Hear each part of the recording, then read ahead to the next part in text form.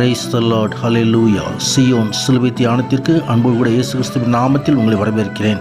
இன்றைய தினத்திலும் சிலுவையில் இயேசுவின் குரல் முதல் வசனமாக மன்னிப்பின் வசனம் வருகிறதை குறித்து பார்க்கிறோம். சிலுவையில் இருந்து வருகிறதான குரல் மன்னிப்பின் குரலாக முதலாவது ஒலிக்கிறது. கர்த்தருடைய பரிசுத்த நாமத்திற்கு மகிமை உண்டாவதாக. மன்னிப்பு அது கிறிஸ்தவ வாழ்க்கையின் ஆவிக்குரிய ஜீவியத்தின் அடிப்படையாக இருக்கிறதை சிலுவையிலே நாம் காணுகிறோம். கர்த்தருடைய பரிசுத்த நாமத்திற்கு மகிமை உண்டாவதாக. அருள்நாத கிறிஸ்துவானவர் சிலுவையிலே தொங்கிக் கொண்டிருந்த போது, பிதாவே இவர்களுக்கு மன்னியும், தாங்கள் செய்கிறது இன்னதென்று அறியாதிருக்கிறார்களே என்று சொல்லி பிதாவை நோக்கி விண்ணப்பம் பண்ணுகிறதை நாம் பார்க்கிறோம். முதலாவதாக மன்னிப்புக்காக அவர் விண்ணப்பம் பண்ணுகிறார். சங்கீதக்காரர் இப்படியாய் சொல்லுகிறார்: ஆண்டவரே, நீர் நல்லவரும் மன்னிக்கிறவரும், உம்மை நோக்கி கூப்பிடுகிற யாவர் மேலும் கிருபை நிறைந்தவருமாய் இருக்கிறீர் என்று சொல்லி 86வது சங்கீதத்தில் 5வது வசனத்திலே குறிப்பிட்டு எழுதுகிறதை குறித்து பார்க்கிறோம். அவர் நல்லவர், அவர் மன்னிக்கிறவர், கிருபையுள்ளவர். ஆம், கூப்பிடுகிற யாவருக்கும் சமீபமாய் வருகிற கர்த்தர். உண்மையாய் தம்மை நோக்கி கூப்பிடுகிற யாவருக்கும் சமீபமாய் வந்து பாவங்களை நம்மை விட்டு நீக்கி நம்மை மன்னிக்கிற நல்லவராக, கிருபை நிறைந்தவராக இருக்கிறார். ஏனெனில் நான் அவர்கள் அநியாயங்களை கிருபையாய் மன்னித்து அவர்கள் பாவங்களையும் அக்கிரமங்களையும் இனி நினையாமல் இருப்பேன் என்று சொன்னதே எபிரேயருக்கு எழுதப்பட்ட நிருபத்திலே நாம் பார்க்கிறோம். அவர் கிருபையாய் மன்னிக்கிற தேவன். மன்னிப்பின் மாண்பு அவரிடத்திலே உண்டு.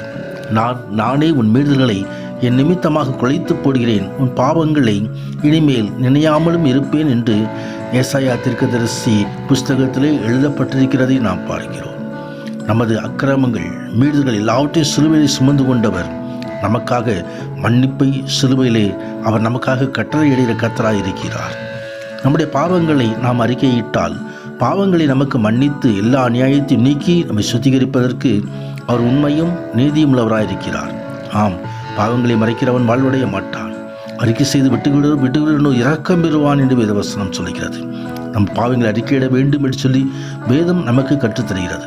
அறிக்கையிடும் பொழுது மேற்குக்கும் கிழக்குக்கும் எவ்வளவு தூரமோ அவ்வளவு தூரமாய் அவர் நம்முடைய பாவங்களை நம்மை விட்டு விலக்குகிற தேவனாய் இருக்கிறார். கர்த்தருடைய பரிசுத்த நாமத்துக்கு மகிமை உண்டாவதாக. அன்றோட சமூகத்திலும் பாவங்களை அறிக்கையிடும் பொழுது அவர் நமக்கு பாவ மன்னிப்பு அருளுகிறார், மீட்பை அருளுகிறார், கிருபையினால் ரட்சிப்பை அருளுகிறார். மனுஷருடைய தப்பிதங்களை நாமும் மன்னிக்கும்படியாக அது நமக்கு வேதம் கற்றுத்தருகிறது. மனுஷர் தப்பிதங்களை நீங்கள் அவர்களுக்கு மன்னியாதிருந்தால் உங்கள் பிதா உங்கள் தப்பிதங்களையும் மன்னியாதிருப்பார் என்று மத்தேயு எழுதுகிறார். கர்த்தருடைய பரிசுத்த நாமத்திற்கு மகிமை. நாமும் மன்னிக்க வேண்டும். மன்னிக்கிற தேவன் நாமும் மன்னிக்க வேண்டும். நீங்கள் ஜெபம் பண்ணும் பொழுது ஒருவரின் பேரில் உங்களுக்கு யாதொரு குறை உண்டாயிருக்குமானால் அது பரலோகத்தில் இருக்கிற உங்கள் பிதா உங்கள் தப்பிதங்களை உங்களுக்கு மன்னிக்கும்படி அந்த குறையை அவனுக்கு மன்னியுங்கள் என்று சொல்லி மன்னிக்கும் மனநிலைமையை ஆண்டவர் நம்மிடமிருந்து எதிர்பார்க்கிறதை பார்க்கிறோம். அவர் மன்னிக்கிற தேவன், அதே போல நாமும் மன்னிக்க வேண்டும். பேதுரு ஒரு நாள் ஆண்டவருடைய சமூகத்தில் என் சகோதரன் எனக்கு விரோதமாய் குற்றம் செய்து வந்தால் எத்தனை பேர் மன்னிக்க வேண்டும் என்று கேட்ட பொழுது 7 தூரம் மாத்திரமல்ல 70 தூரம் மன்னிக்க வேண்டும் என்று சொல்லி ஆண்டவர் கற்று தந்தார். நாம் ஒரு முறை இருமுறை அல்ல, எப்பொழுதும் நாம் மன்னிக்கிற தயை பெருத்தவர்களாக இருக்க வேண்டும். தேவனாய் கர்த்தர் எப்படி மன்னிக்கிற தேவனாக இருக்கிறாரோ அப்படியே நாமும் நமக்கு எதிராக செயல்படுகிறவர்களை மன்னிக்க வேண்டும் என்று சொல்லி ஆண்டவர் கற்றுத்தருகிறார். அந்த மன்னிப்பை நாம் பெற்றுக்கொள்வோம். ஒருவருக்கொருவர் தயவாயும் மனவருக்கமாயும் இருந்து கிறிஸ்துவுக்குள் தேவன் உங்களுக்கு மன்னித்தது போல நீங்களும் ஒருவருக்கொருவர் மன்னியுங்கள் என்று சொல்லி அப்போஸ்தலனாகிய பரிசுத்த பவுல் எபேசியருக்கு எழுதப்பட்ட நிருபத்திலே குறிப்பிடுகிறதை குறித்து பார்க்கிறோம்.